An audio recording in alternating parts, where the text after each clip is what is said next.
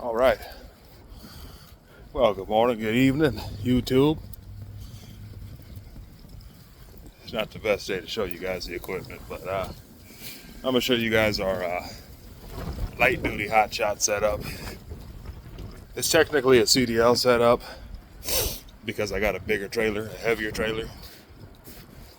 But this is basically it. So I got a 3rd gen Ram. Let me flip the camera around. We're just gonna go quick overview, show you what I'm working with. Talk small numbers maybe. So on this, right, this is a 2007 Ram 3500. This is a Texas truck. I live up here in the upper Midwest. So a truck this year, they're gone. I mean, they're rotted out really bad. But this truck is solid. So I'm gonna use this as technically it requires a CDL with my trailer because the gross combined vehicle weight rating is actually more than 26,000. And so anyways, 2007 Ram 3500. It's got a 5.9 Cummins 48 RE transmission. Not a lick of rust in there, I might add that. Frame is solid. Everything is solid on this truck. It's got 181,000. I got this one for 16.5. Now this truck, you know, from what I was told, was a farm truck. Now, you know, so it's basically had its ATS transmission, I believe, in it, or at least the trans pan. It's got a valve body update or upgrade. So the 1.2 with no trailer, it's pretty firm. And then 3rd gear kind of falls off a little bit.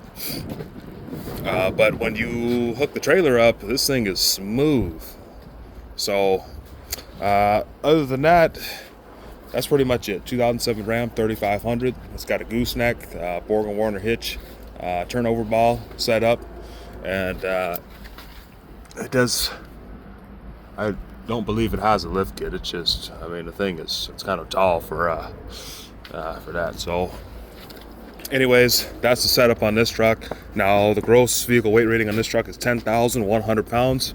So with the FMCSA, excuse me, requires $750,000 minimum commercial auto liability, right? So on this truck, it's just a basic setup. It's going to be, even though it's a CDL setup, it's going to be running non-CDL, just because unless I put the money into a rebuilt trans from like Fire Punk or something like that, their heavy duty tow transmission, I believe, is rated at like 20,000. You know, I'd keep this set up as non-CDL. So on this one's got a brand new hitch. Frame's really good shape. There's no rust on this truck at all. Rockers, cow corners, anything like that. Now this one I got for 16.5. It's got 10 plies on it. They got about half tread. So in the area that I got a buddy, he's running Hotshot right now. He does a lot of containers out of the ports of Illinois, all around the Great Lakes. And then he's back over here in South Dakota. So he does that about 5 days a week, 4 to 6 days a week. So I'm thinking I may lease on with him. And so this was basically the best deal that I could find around here. The local Ram dealers, it's a tough market right now. You really got to go down south, Texas, Florida, Georgia, to really find a Ram 3500 with the ACE and transmission. And we'll say 4th gens, they're getting hard to come by up here. It seems like everybody that's got one already, they pretty much are just they're holding on to them, right? Especially if it's got icing. So we're getting hit with some snow up here in the upper Midwest. It was 70 degrees last week. I thought we were done with this, but anyways, we're just gonna do a quick walk around, quick specs. That's pretty much it. It's already got a 7-way electrical. Everything works great in this truck. Turnover ball. It's got a brand new hitch in it. So yeah, everything as far as this truck, it's pretty much, I want to keep it as a light duty hotshot setup. Okay. This one also, so I had a 2005 1500 5.7 Hemi. That was a great truck, and I pulled probably 10 to 12,000 pounds for a buddy on that truck, and that thing is pretty good. It was a badass truck. But before I hit the road in this, I still do have a full-time job, so I'm just trying to, wait out the market. But I got all my equipment secured, so I pretty much have got all that taken care of. This one's a Laramie. It's got a manual 4-wheel drive, just like my last one, so I really like that. On this truck, 182,000 now, 70 miles. EGTs have not gone over about 1,100. I towed my dump trailer, 16 foot. It's a 3,500 pound trailer with probably, all in all, it's probably 5,000 or just under. And EGTs didn't go over 1,150. 1,100, 1,150. So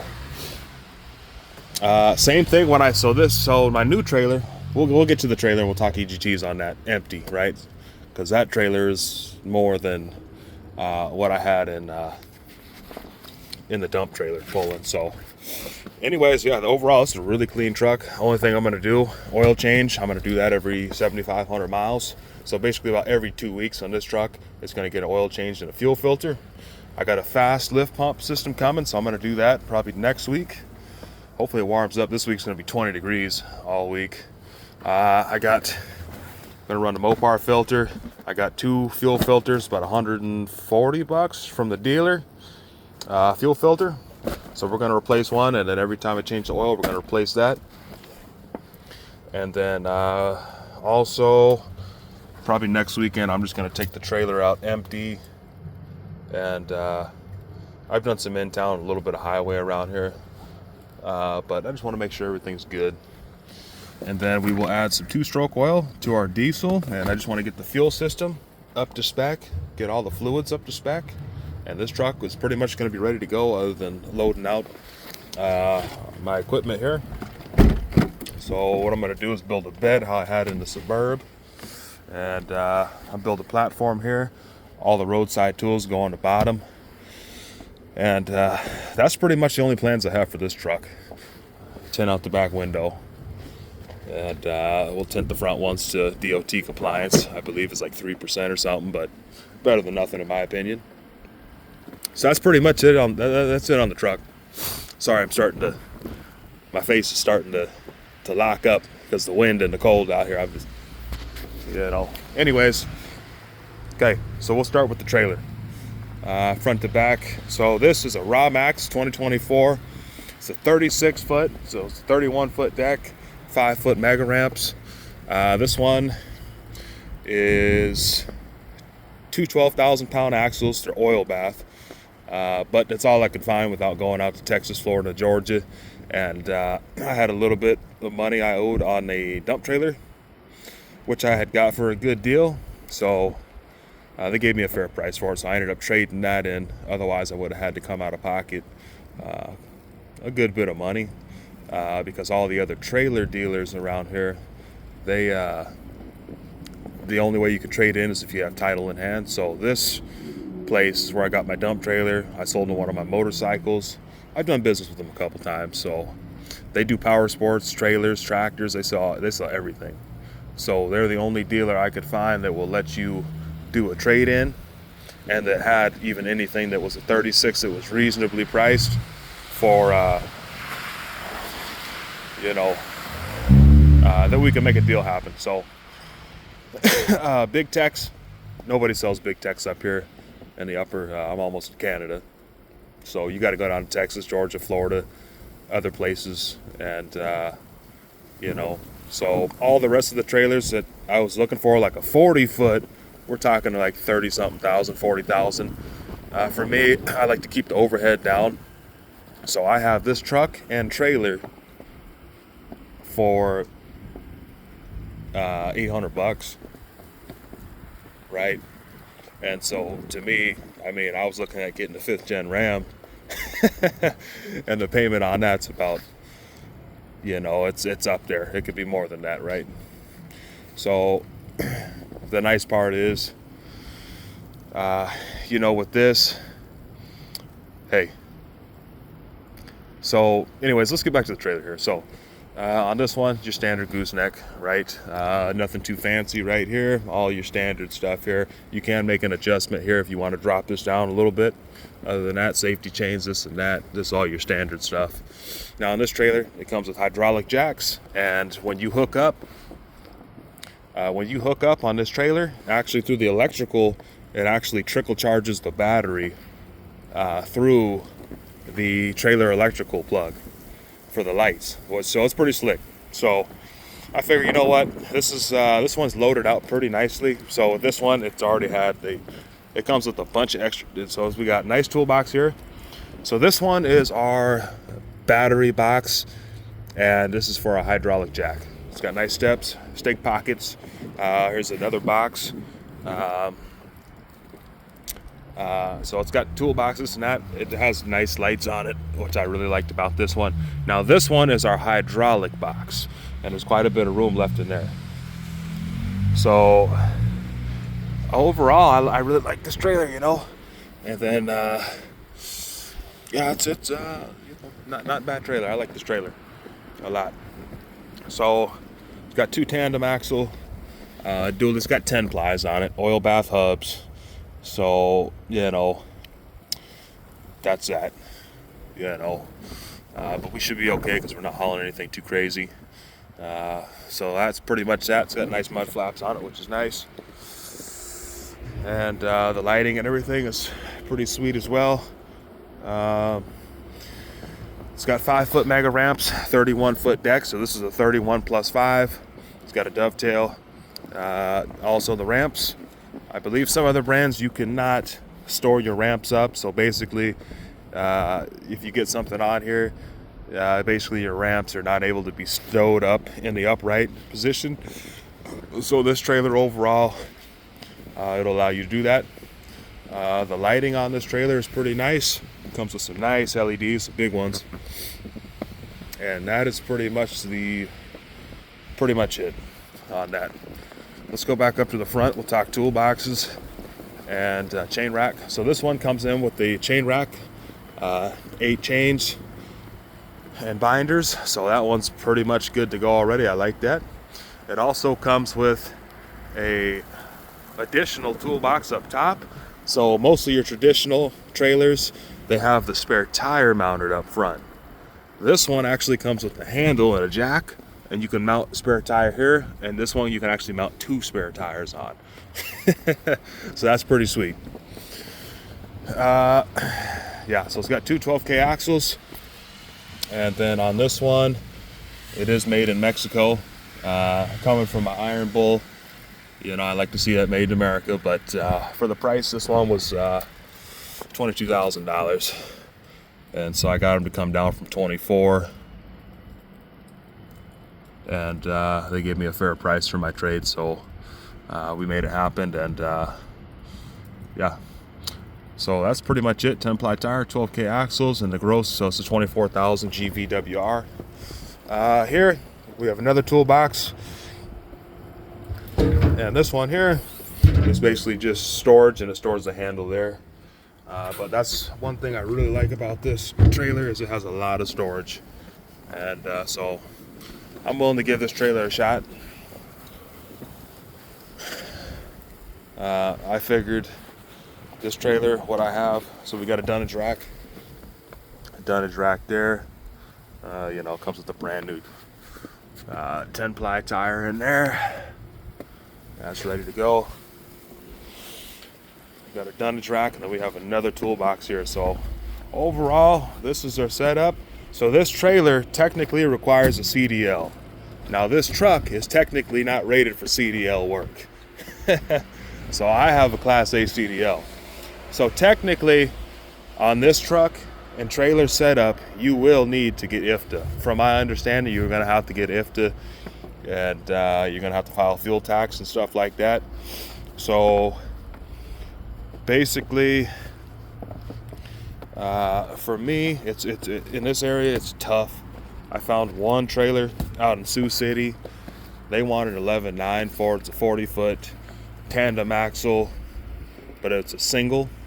They're not dualies, and They wanted 11.9 for it. I guess they repoed it, and they wanted $500 a month. And I said, well, you know what? Would you take $8,000 cash for it? They fired back the next day. They said, well, you know what? I was talking to my manager, and they said that, you know, this is a repo trailer, and it actually has bent axles, you know, but no, they wouldn't take 8, they'd do 9. I'm just like, so I just was like, okay, well, that's okay, thank you, you know, because I'm not paying $9,000 for a single axle. You know, I pay you cash, you know, single axle, and but it's got a bent axle. You guys, I asked them, I said, well, would you guys be able to replace the axle, or, you know, at least get it roadworthy, and this and that, and then they're like, no, this and that is pretty much our as-is price, or you can rent to own it for like $500-600. And I was like, no thanks. I could buy a brand new trailer, and you know what I mean? You can get into a brand new trailer for $500-600. You know what I mean? You put enough money down, hell, you could have a thing for $250 a month. You know what that? 125? No. That's about like $80 a week. So I said, you know what? I'm not gonna mess around with that. That was the only 40-foot around here. Nothing in Minneapolis, nothing in Omaha. Everything's out in Texas, OKC, Georgia, Florida. You know, it's a long drive. You know, it's just 2 days there and 2 days back. And so I said, you know what? This is our best deal. And so that's what we got. So my plan is to run non-CDL with this. And basically, so this trailer, I got to get the spec sheet, but I believe I'm going to go scale all this up probably next week at the cat scale at the truck stop right up here. And I believe they were saying this trailer weighs about 8,600 empty. And so my truck, I want to say maybe 6,000, 6,500, but we'll see once I load it out and everything. I'm guessing the most I'll be able to pull is about 8,500, you know, which is fine. I'd like to keep it, you know what I mean? The towing capacity of this truck is like 16,400. But once you load it up and do everything like that, once you load everything up, obviously it could be less. But yeah, I'd show you guys the top toolbox, but we're not going to do that. So we're not going to go with that. So this is a Raw Max made in Mexico. So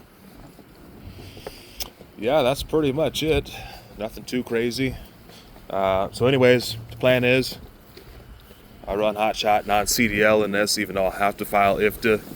And then I'm going to pay this truck off probably what's left on it pretty quickly. Pay the trailer off in a year. And then, so let's go back to trucks real quick. Let's go back to trucks. Now, me being a former mechanic, you know, I went to trade school for that, and I worked in the industry 7.5 years. And, you know, now I'm in a different position. I make decent money. I make pretty good money. You know, you got some options, right? So if we're gonna talk non-CDL, we'll say CDL and non-CDL, regardless. So realistically, this is a CP3 pump in this truck, and a lot of guys, you know, they're having problems with the CP4s. I know Duramax has been running CP4s for a while. And, you know, a lot of guys are still having problems with them, at least on YouTube. I don't have any experience with CP4 pumps, so I don't know. But from all what I was hearing, as far as a truck goes, Ram, just because if you're mechanically inclined, you can carry spare parts just on the truck in a toolbox. And, you know, you could work on it and be pretty decent, right? You could work on it. You got a little bit of room where you could work on it. Okay, a Duramax and a Power Stroke. I really like the Power Stroke trucks. My only thing is a lot of times you have to work on those, like serious repairs and stuff like that. I mean, you're talking about lifting a cab, right? 12-15 hours of labor by itself, right? Shop rate might be 125, 150, right? So you're talking already $3,000 just to lift the cab off it. And then they still got to diagnose it. We'll say maybe 2-3 hours of diag time. We're talking $3,500, $3,600, $3,700 just to pull the cab and then diagnose it, and then it's a newer truck, so with the chip shortages and stuff like that going on, that was one reason I did not go with a 5th gen Ram 3500. Now another reason why I did not go with the Ram of the 5th gen, so right now I was at the dealer. They got 5th gens for 2023 models, brand new, still sitting on the lot. There's a lot of them, and they're marked off 20% off of MSRP. So right around $48,000, you can get you a brand new Ram. But here's the problem: a lot of them have the 68 RFE. They have nothing on the lot there with the ice and transmission. So that's also my other deal. If the transmission goes out or something with the CP4 pump, I could work on it myself, but the thing is, you might void the warranty. So let's say you go the warranty route. There's guys on YouTube talking about, yeah, man, I'm about damn out of business because, my truck been in the shop for 5-6 weeks waiting on warranty, and I know how that goes because I've worked as a dealer tech. Warranty work only pays typically 50%. So, and on top of that, when we're talking warranty work from a technician perspective, you have to be, if I remember correctly, you have to be a master technician through that brand. So if you are not a master technician, you cannot perform the warranty work on that vehicle. So when I was a tech, we had warranty work on Honda, Toyota, Nissan, and as a new tech, I went to trade school. Then I started off as a lube tech at a Valvoline. Worked there for about 9 months to a year, and then I got an opportunity to go to the dealer. So I went to a Toyota, Honda, Nissan, Scion dealer, and we worked on everything though. I worked on Mercedes, Audis, BMWs, Cadillacs, Chevy. We worked on everything. We actually would borrow tools from specialty European shops because customers would bring in Audis, BMWs, Mercedes. They would bring them in because our shop rate is lower at Toyota, Honda, Nissan, Scion. And then we would just rent the tools from the specialty shop because they didn't want to pay $200 an hour. So anyways, on these trucks, warranty. So when I would do warranty, I would work with a master tech and they would have me do it while they were working on other jobs, right? Because most of the dealers, you have 2 or 3 stalls per technician. And so he would be working on his flat rate money, getting his money in one stall, and then he would pop over every now. I'd work right next to him in the next bay, one of his bays on the warranty vehicle, and we would kind of go through it back and forth like that. Because he doesn't have time for that. You're gonna pay me 50% is shop rate on warranty. 16-hour job. It takes a lot of my time. So that's one reason, me having prior experience as a tech, working on these vehicles. I know how the warranty game goes, and so that's one reason I really, with the 5th gen, they are nice trucks, but I stay away from these. I usually like to let stuff be proven a little bit. For me, I just don't like to roll the dice on new trucks, warranty. It's just not something I like.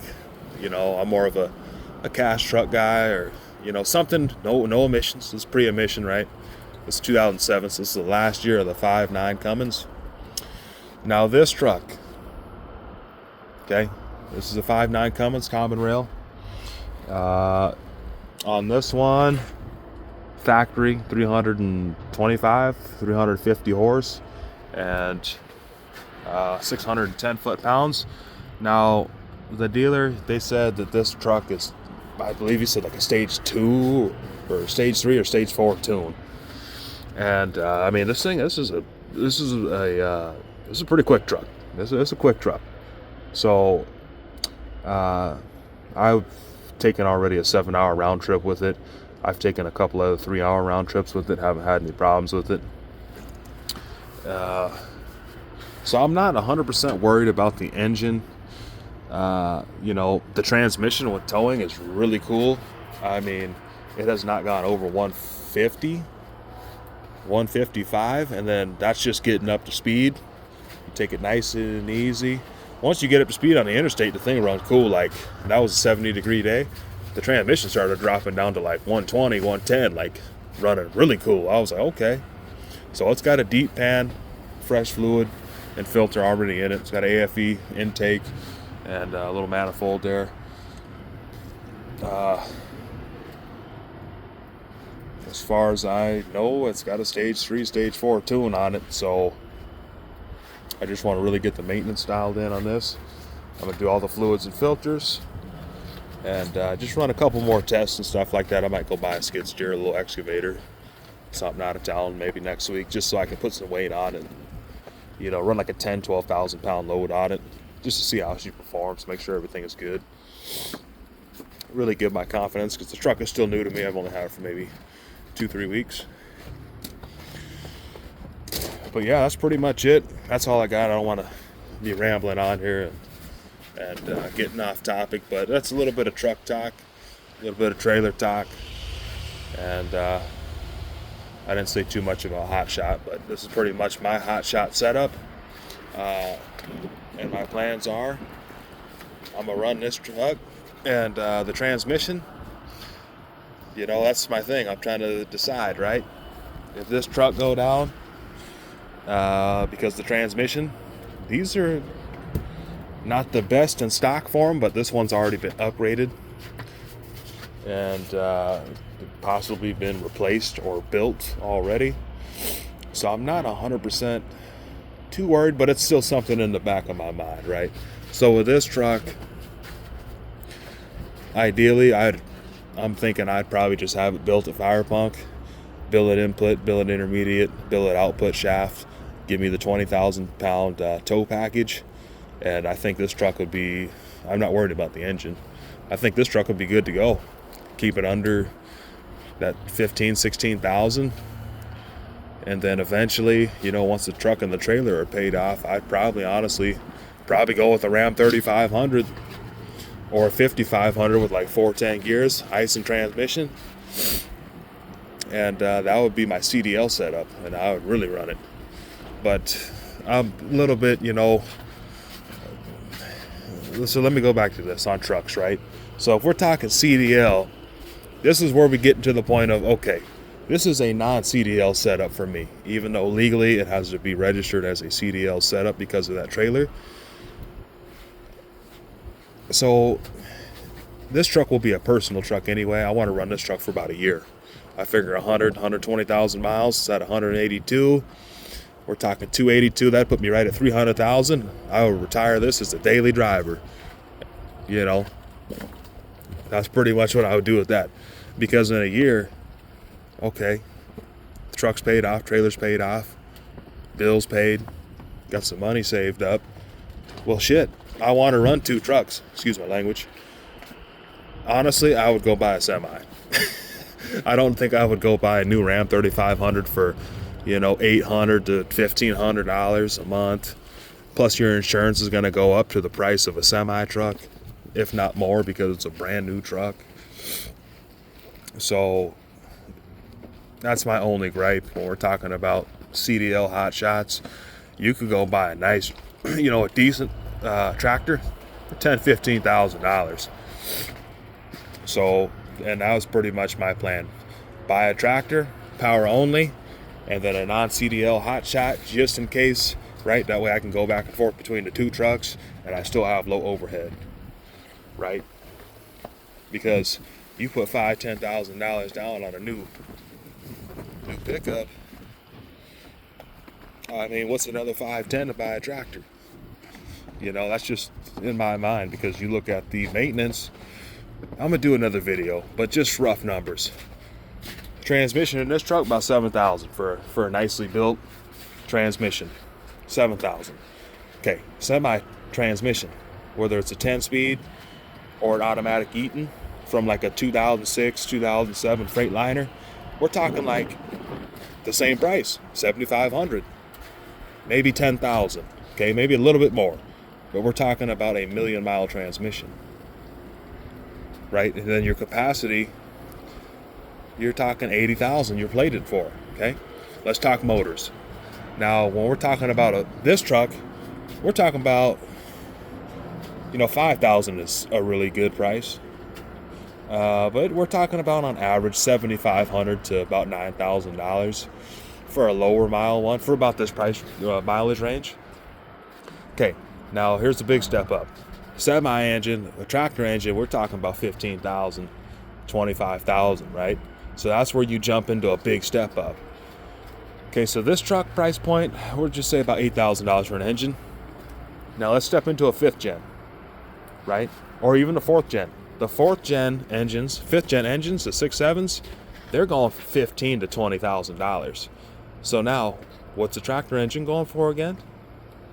Anywhere between that $15,000 and $25,000. So when you step up into a newer model 6.7, 4th gen or 3rd gen, 4th gen or 5th gen, now we are talking about a truck. You're almost paying what you would pay for a tractor. So that's my whole deal with that. You know what I mean? If I'm running CDL, occasionally on a Hotshot, no problem. But even if I was running a CDL setup on a Hotshot, I'm not looking to do more than 10 on the trailer, right? So I'm not looking to go over about 20,000 towing, right? Okay. So you got to look at the whole picture, it just depends what you want to do, right? I understand some guys do not have a CDL, right? So you got to find out what's best for you. For me, this is the best, most economical setup you can get. I mean, realistically, the best setup you could get would be a little bit smaller trailer. You want to go with a 36 or a 40-foot single tandem axle single wheel trailer, because that's going to drop your weight probably maybe about 5,000. You're going to go from about 85, 9,000 pound trailer down to probably maybe, I'm sure they might be as light as 4,500, but I would say ballpark maybe about 5,000. So that's going to save you, let's just say 3,000 pounds off the rip, 4,000 off the rip. That's a good amount of savings when we're talking about weight on a trailer and total combined gross, vehicle weight rating. That's the difference between you getting a load or not. So that's pretty much all I got to say about that. A couple other things, but I don't want to keep going on about it. I'll make another video and we can talk numbers there and stuff like that. So thanks for watching. Make sure you leave some comments. Tell me what you think. I'm always interested to hear what people got to say. What they got to say about it. Hey, I run my 5th gen, no problem. This and that, I ain't got no problem with my 5th gen. Tell me about it, bro. I want to hear about it. So thanks for watching. If you like this, like it, subscribe. That helps out. And if you don't like it, right? Drop a comment. Let me know what you think. So peace.